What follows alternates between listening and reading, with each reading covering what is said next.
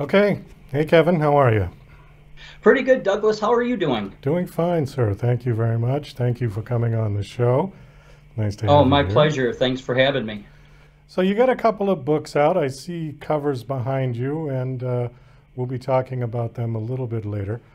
I like to start just as an icebreaker. Tell us a little bit about yourself. Have you always been an author, or have you done other work in your life? Now, for the first 40 years of my working life, I was in the private sector and worked for two major Fortune 500 companies. And then at the age of 60, I retired. And after finishing up the to-do list and getting a little bit of extra sleep, I then, kind of found myself, what do I do now? And so that's kind of when I began my writing career. And I began writing as a result of my grandkids. They would come for a visit and they would ask, Grandpa, what were you like as a kid? So I would tell them stories, and it got me thinking, my parents have since passed on, and my wife's parents have passed on.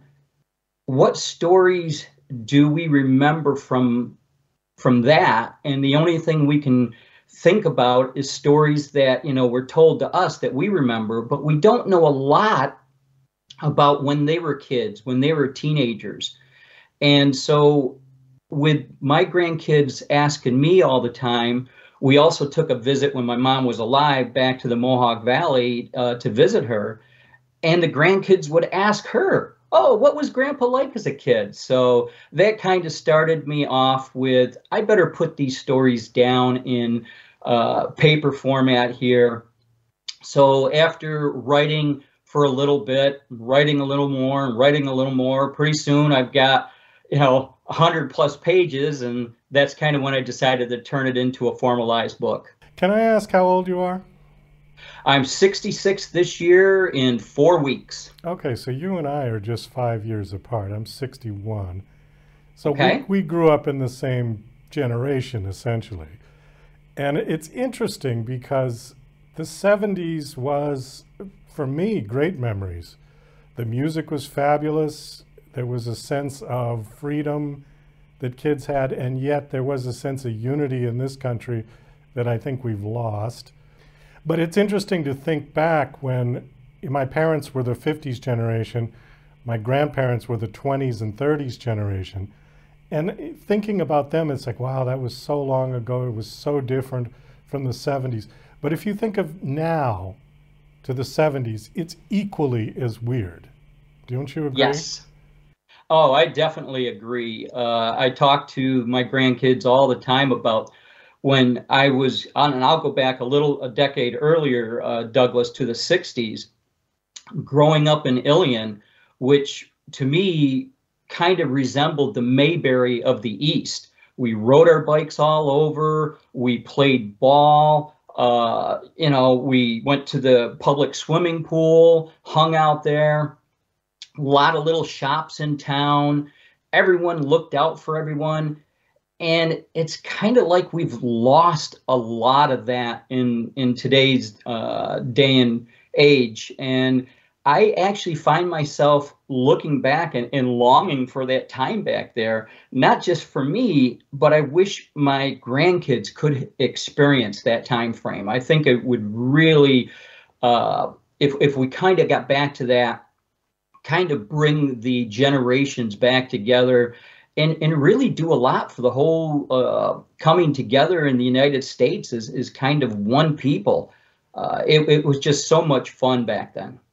Well, it started, I think, in the 60s because even if you look at how New York City was, say, in the 1930s and 1940s, there was that community. Although there were different groups, you had all of your different little ethnic neighborhoods. Hmm. But Yes. people essentially got along. They might have all lived with their own, but people kind of got along, and it was like there was a community.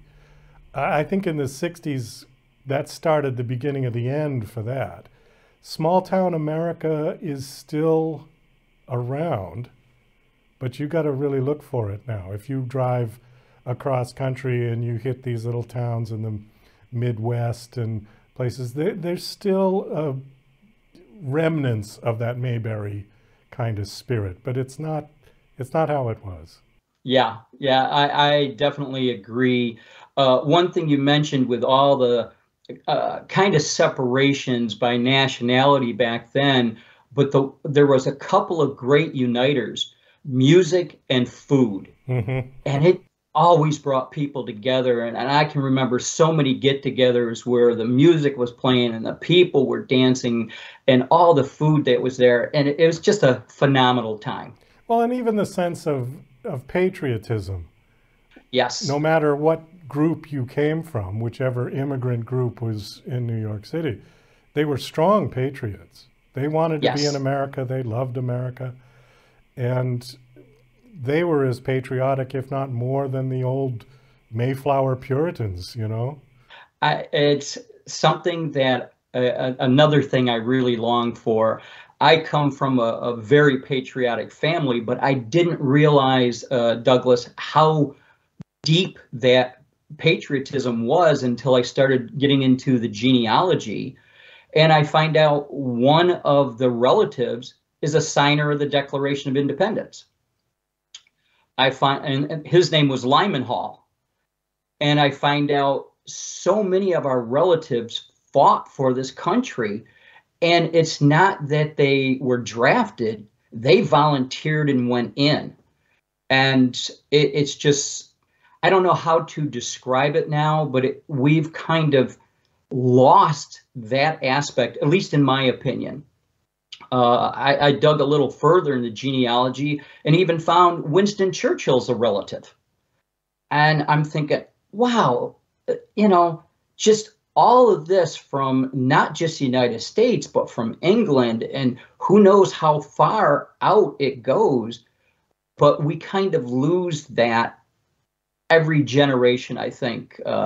We used to have the family Bibles, and stories used to be written down and shoved inside, even newspaper clippings shoved inside, and you could understand where the family came from. But we don't have that anymore. And I hope that through my books, I can at least leave some of that about my childhood and growing up for my grandkids and future generations. Your grandkids are going to leave a Facebook page.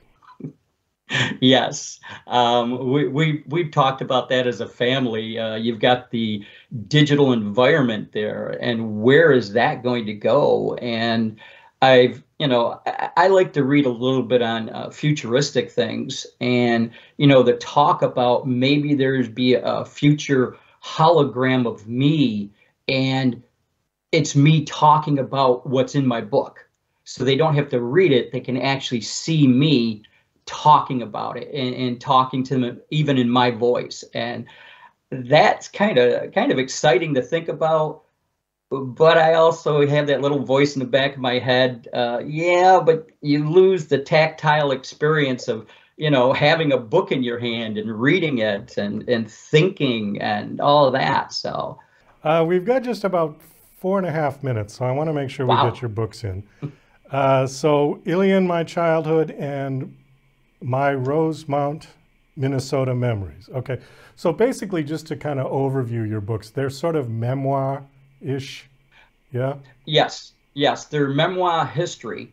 And the reason I say that is about 75% of each book is my stories, and 25% or thereabouts is history of the area. And in the Ilion book, I devote quite a bit of both picture and writing, in fact, a whole appendix in the back on a lot of the things that have happened out of Ilion. And then I do the same thing for the Rosemount book. And the Rosemount book is a continuation. When I was 13 and in 8th grade, our parents set us down and said, guess what? My dad's job's being transferred to Minnesota and the family's moving there. So at the end of the school year, I'm now 14. We go out to Minnesota, and we spent the first 6 or so weeks in a motel until my parents found suitable accommodations in Rosemount. And then we moved into Rosemount. I'm starting a new school.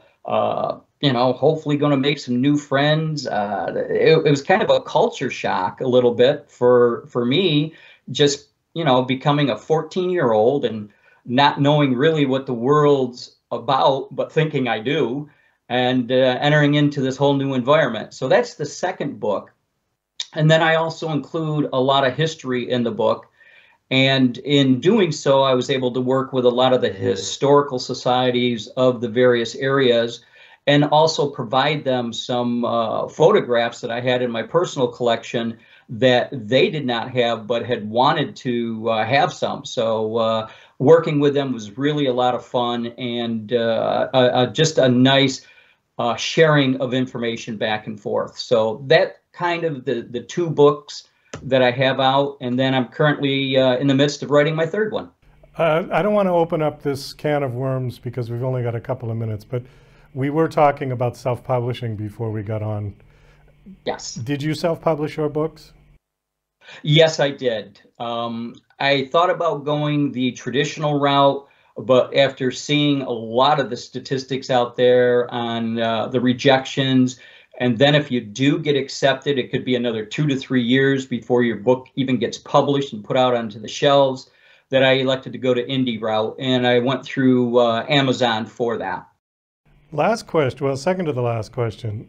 Since you're 5 years older than me, did you miss the draft for Vietnam? Yeah, in fact, kind of funny, the draft ended and I didn't even have to register. And it was a short window of time that you had that you didn't have to register. But I had not registered for the draft whatsoever. So. Okay, so you just made it, because people 2 or 3 years older than you probably would have, right? Yes. Yeah. Yeah. Okay. Well, Kevin, we do have to wind this down. Thank you so much for coming on the show. And this will be the last question. Do you have a website that you want to give out?